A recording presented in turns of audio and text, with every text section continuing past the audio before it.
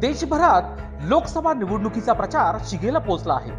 त्याच अनुषंगाने नाशिक लोकसभेचे महायुतीचे अधिकृत उमेदवार हेमंत तुकाराम गोडसे यांच्या प्रचाराचे सातपूर येथे नारळ फोडून सुरुवात करण्यात आली। यावेळी महायुतीतील घटक पक्षाचे Bharatiya Janata party, republican party of India, Maharashtra Navnirman Sena, Prahar Sanghatana, Rashtravadi Congress, people's Republican पक्ष, रयत क्रांती संघटना, छावा मराठा सेना या पक्षाचे पदाधिकारी, नेते व कार्यकर्ते मोठ्या संख्येने उपस्थित होते। यावेळी महायुतीतील पदाधिकाऱ्यांनी अधिक माहिती दिली।